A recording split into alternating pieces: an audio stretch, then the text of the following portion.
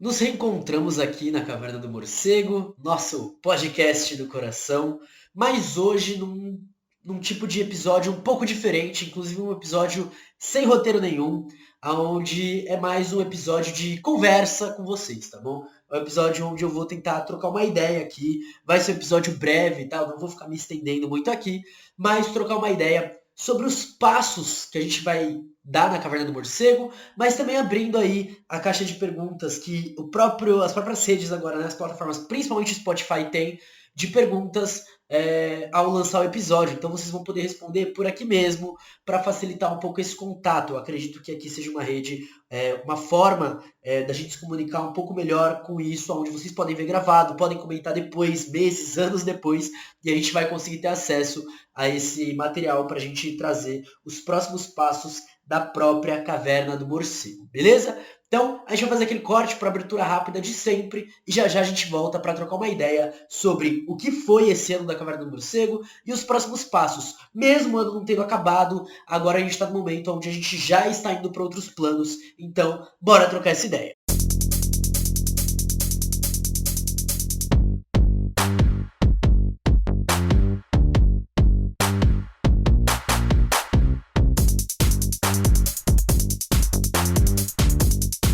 Bom, família, eu sou Marcos Morcego, comunicador político, trabalho aí agora nesses projetos de comunicação que são feitos por plataformas digitais. Então a gente está aqui nas plataformas de áudio que possuem podcast, a gente também está no YouTube, na Twitch, no Instagram, no Blue Sky e participando de algumas outras produções, como por exemplo é a Flipei, que é a festa literária das editoras pirata das editoras independentes, e também na Clio Operária, que é um jornal aí que está sendo revitalizado, onde a gente já está contando com várias publicações. Vou tentar deixar tudo na descrição para vocês ficarem atentos a tudo que está rolando, a tudo que eu estou participando. Além disso, é claro, eu quero lembrar que a gente tem cupom de desconto lá no site da Autonomia Literária, hashtag Morcego na Autonomia, que dá 20% de desconto em todo e qualquer produto no site deles, beleza? Além de vários lançamentos que estão saindo, como por exemplo o livro do Amilcar Cabral, que esse episódio, como ele sai dia 8 de novembro, acredito que ainda estará na promoção do desconto de pré-venda, beleza? E também queria lembrar que a gente, para manter todos esses projetos que a gente vai abordar aqui, é importante o apoio de vocês. Então a gente vai deixar disponível aí nosso apoio coletivo, apoia.se/caverna morcego e o nosso Pix, podcastmorcego.gmail.com. No episódio de hoje, especificamente, eu queria contar com mais um apoio de vocês, que vai ser esse apoio na hora de responder as perguntas aqui. Eu acho que só tem no Spotify, na verdade, tá? Aqui no Spotify, para fortalecer e pra gente entender os próximos passos. Beleza? Então agora sim a gente pode dar início ao episódio.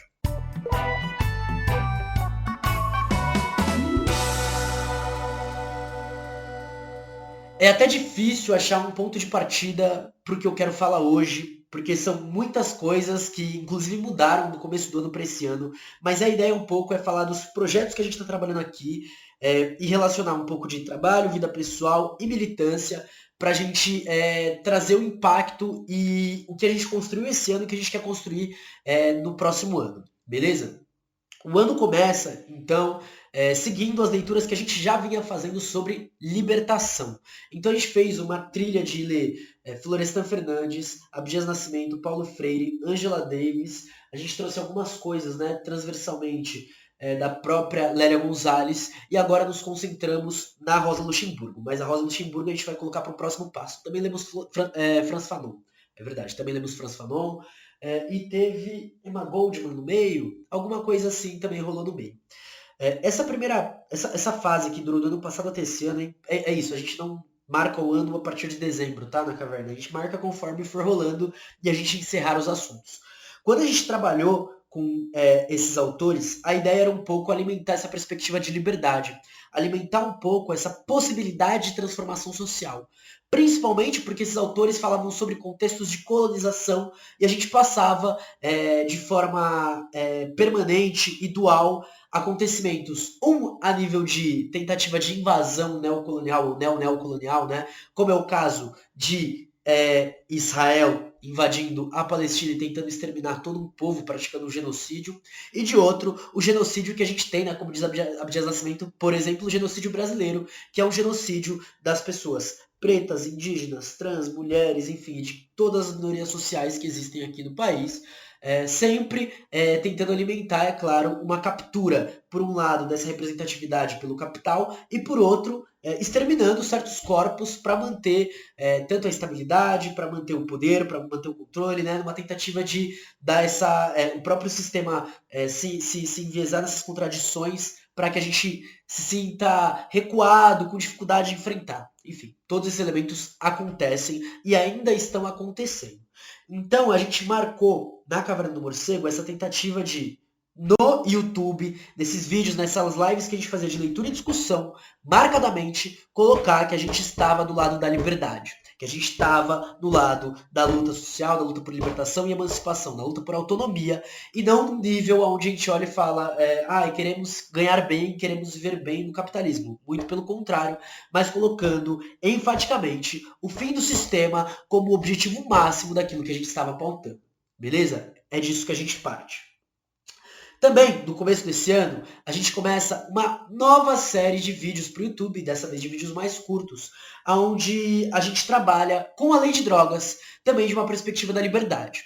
Então, se por um lado a gente estava falando da libertação em momentos diferentes, com pessoas diferentes, em países diferentes, né, com lutas e ferramentas e objetivos, inclusive, diferentes, por outro, a gente busca trazer uma questão mais local para a gente trabalhar, que é justamente a lei de drogas brasileira. A gente analisa ela a nível nacional, a nível internacional, e uma série de vídeos que a gente produz para a Caverna do Morcego.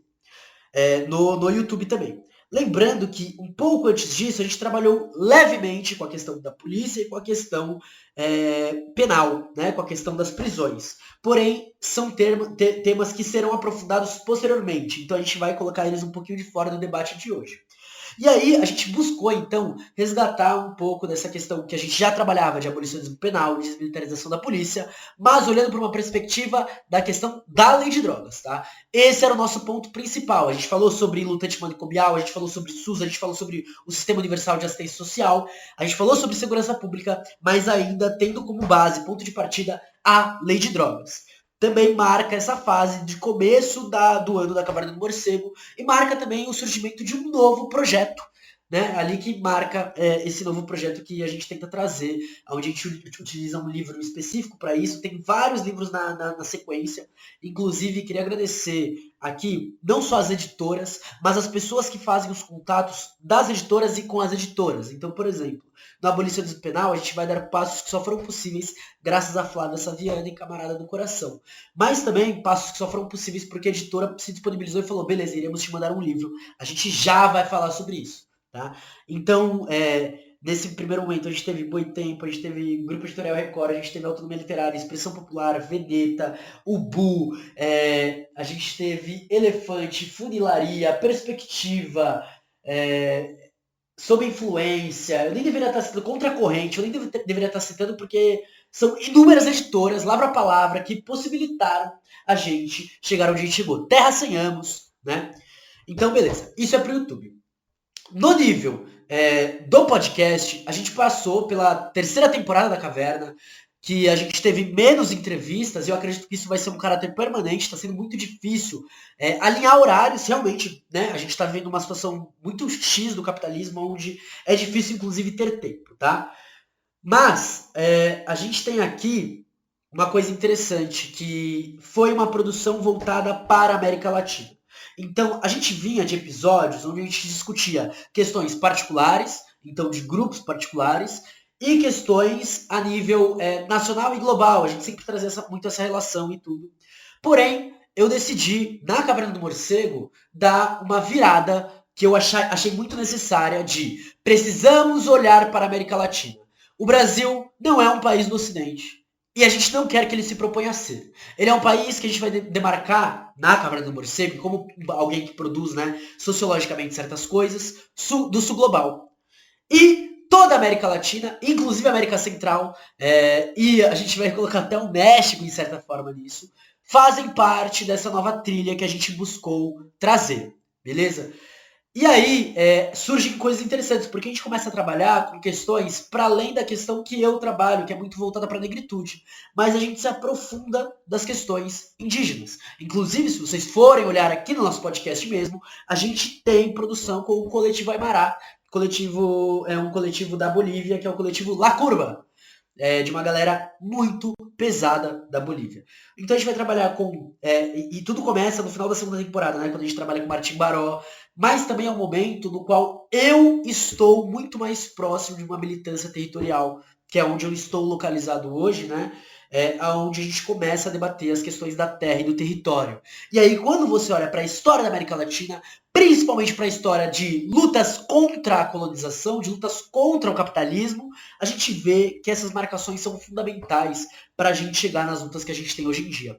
Então a ideia foi fazer esse caminho para trás e avançar nessas lutas conforme elas foram tendo temporariamente. Então vocês vão ver que Bolívia, Venezuela, Chile, acho que esses três principalmente, a gente tem primeiro uma história da dominação e depois uma história das incessantes lutas que foram travadas e que são travadas até hoje, né? No Chile a gente chegou a debater 2019, 2020, 2021 e 2022 e na Bolívia a gente chegou a debater até 2024 com o coletivo.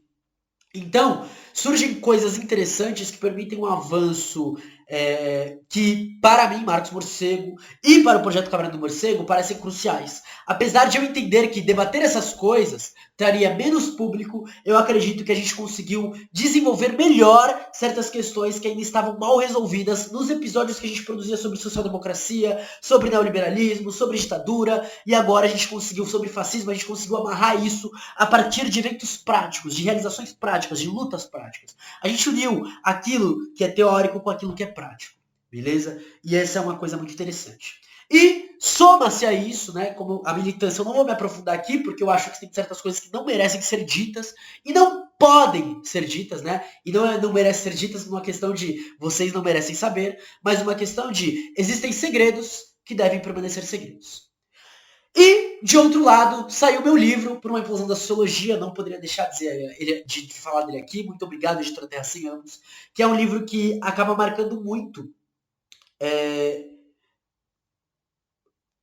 me marcando muito, porque é um livro onde eu consigo localizar que o que eu estava fazendo deveria estar fora das salas de aula, né? Lembrando muito aqui uma coisa que foi traduzida para a Clio Operária, que é a carta que o Herbert Marcuse escreve para a Angela Davis enquanto ela está presa, lembrando que ela teve aula com o Marcuse, né? Que ele diz: sei que você estava profundamente envolvida na luta pelos negros, pelos oprimidos, de todos os lugares, e que você não podia limitar seu trabalho por eles, a sala de aula e a escrita. O Por uma Implosão da Sociologia é uma tentativa disso, de opor o que a gente produz enquanto movimentos, enquanto luta, enquanto pessoas que buscam a revolução, aquilo que é produzido na academia. Inclusive aquilo que é produzido pensando em produzir um pensamento crítico, radical. O que está na luta é radicalmente diferente do que está na academia. E o Por uma Implosão da Sociologia, ele marca isso. E marca não somente isso, mas marca aquilo que a gente trouxe da luta por educação, seja com Krupskaya, seja com Paulo Freire, seja com Florestan Fernandes. Que a luta fora da universidade tem a capacidade de alterar o próprio caráter da universidade, que busca construir uma ciência, que busca construir ambientes, que busca construir matérias que são, sim, coloniais. A gente tenta fingir que não, ou a gente tenta, de certa forma, subverter aquilo lá dentro, mas é preciso ter muito claro em mente que a universidade é um produto colonial, é uma instituição colonial, e é claro, né, aqui especificamente, não em todo mundo, em certos lugares ela é só capitalista mesmo, mas aqui ela tem como esse objetivo adestrar.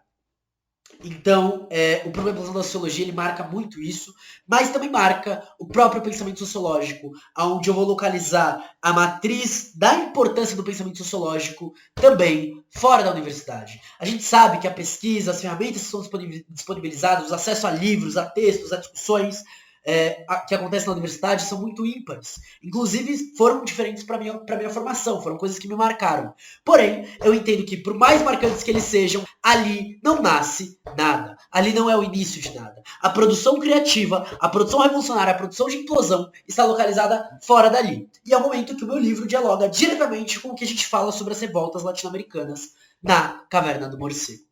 Beleza? E eu acho que é assim que a gente abre essa primeira fase. E agora a gente vai entrar um corte e falar sobre o que tá vindo, o que a gente já tá fazendo e os próximos projetos.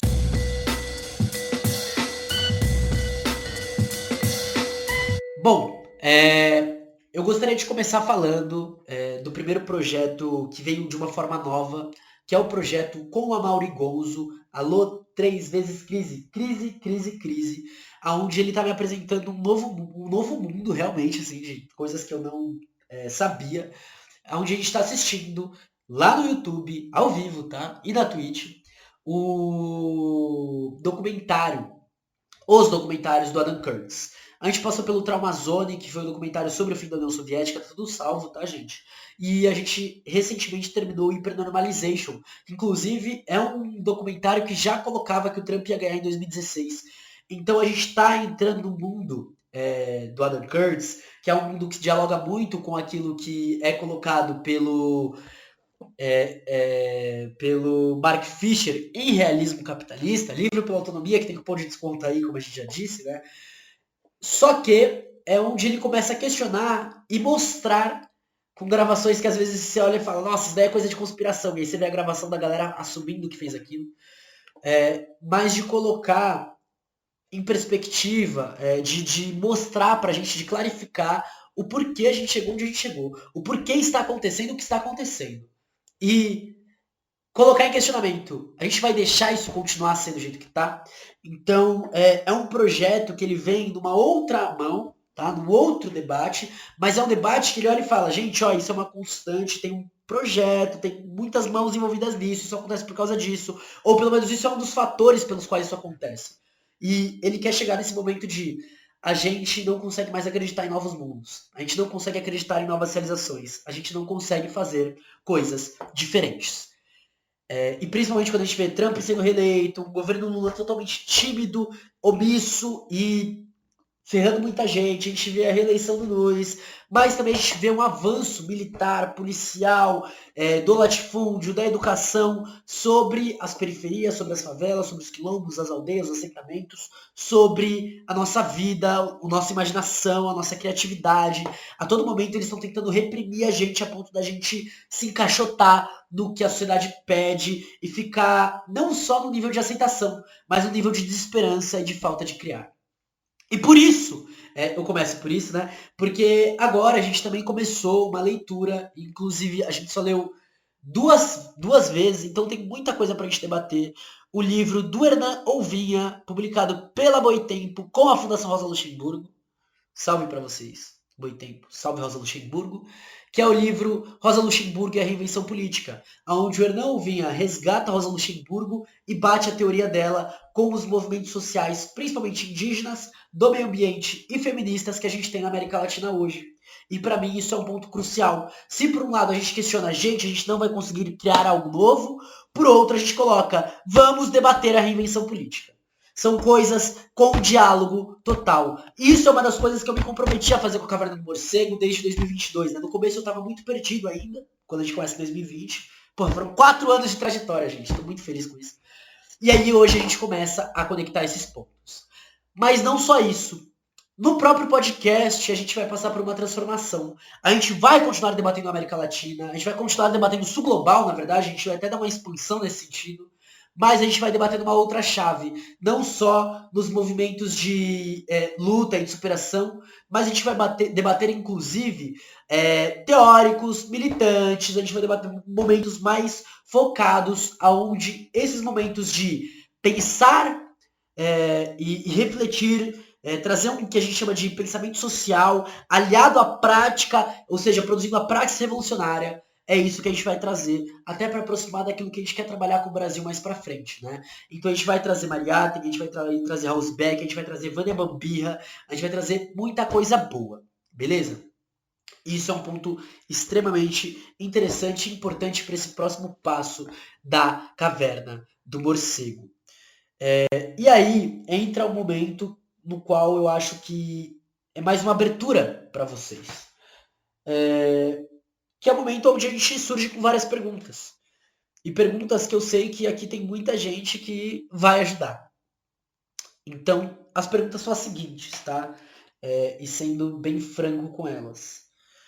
Quais são os temas voltados para a América Latina que vocês gostariam que a gente trabalhasse? Beleza? E aí eu gostaria que tivesse uma especificação meio assim, tipo, morcego, educação, Chile, sei lá, a gente trabalhou muito com educação no Chile, por exemplo, né? Ah, morcego, tal coisa, tal coisa. Essa é a primeira pergunta. A segunda pergunta, e aí não precisa ser a mesma pessoa para responder, você não precisa responder as três, pode responder só uma, tá ótimo, tá? É uma pergunta de qual movimento, pessoa, enfim, qualquer coisa, vocês querem que eu traga para a gente trazer episódios complementares, onde a gente não debate só teoricamente, mas a gente debate exemplos práticos disso, que eu acho que facilitam e aproximam. Inclusive, galera que quiser me mandar para fora para a gente fazer entrevista, só dá um salve, pagar a passagem, a moradia, a estadia, o resto eu me viro. É brincadeira, mas é isso está sempre aberto. Beleza? Isso seria bem importante. E aí, a outra pergunta é uma pergunta de livros que vocês recomendam. O que vocês gostariam que fosse trazido para cá? E não precisa necessariamente discutido com o tema, né? A gente tem uma produção voltada para livros muito diferente, muito mais ampla, né? Na Clio Operário, por exemplo, eu estou escrevendo um artigo que a gente tem, eu já citei uns 5, 6 livros. A gente faz vídeos mais curtos, a gente faz episódios mais longos, a gente faz. Enfim, a gente tem uma produção que a gente consegue brincar, a gente consegue fazer às vezes um post pro Instagram onde eu relato algumas coisas sobre aquele livro. Então, assim, também isso está aberto. Beleza? E agora eu passo para a última coisa da Caverna do Morcego.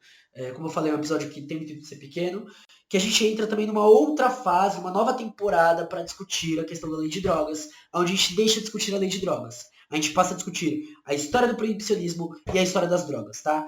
A gente está fazendo esse caminho para dialogar sobre algumas coisas específicas sobre essa questão das drogas, passar disso para discutir a questão prisional, e disso a gente vai discutir o abolicionismo penal. Por enquanto é esse o caminho que a gente está colocado. A gente tem muita coisa já para ler, então isso está até separado, porque vocês não precisam dar indicação, gente. A gente tem muita coisa para trabalhar antes de aceitar a indicação, beleza? E no mais, eu acho que é isso. Eu queria também aproveitar, talvez seja esse o episódio que eu vá fazer de final de ano de agradecimento. Agradecer imensamente geral que dá força, seja uma força financeira, seja com compartilhamento, seja com conversa, seja com projeto, seja com tudo isso, seja com a própria confiança de vocês olharem e falarem, pô, Morcego, achei isso muito foda que você fez, vamos trocar uma ideia sobre isso, mas também seja com as críticas, porque muita gente chega e fala, pô, Morcego, mas você concorda mesmo com isso, mas você vai tal coisa e tal, não sei o quê, e é isso. E também queria agradecer não só as pessoas individualmente, e nem as editoras, como eu já agradeci, mas eu queria agradecer a todo mundo, a todos os movimentos, a todas as pessoas, a todas as expressões que a gente tem de resistência e enfrentamento ao capitalismo. Porque é isso. Se hoje eu tô aqui, é porque muita gente antes de mim construiu isso. E lembrar de quem veio antes não significa simplesmente copiar seus passos, mas é um processo realmente de aprendizagem, um processo de contínuo de as pessoas estavam lá, deram nome para as coisas, lutaram, enfrentaram e não necessariamente conseguiram ou conseguiram atingir o que queriam. E hoje a gente puxa isso de volta e às vezes dá outro nome, e somos outras pessoas, e somos outros movimentos, mas a gente olha e fala, a gente vai fazer isso e vai fazer ser maior e vai fazer ser mais grande. Vai colocar a luta para frente. Então é isso, queria agradecer imensamente a geral. É uma honra enorme poder trazer a Caverna do Morcego como um trampo que busca amplificar um pouco as nossas lutas, busca amplificar um pouco as discussões teóricas, busca amplificar um pouco todas as tradições históricas que a gente consegue estudar, que a gente dá conta de estudar e trazer aqui.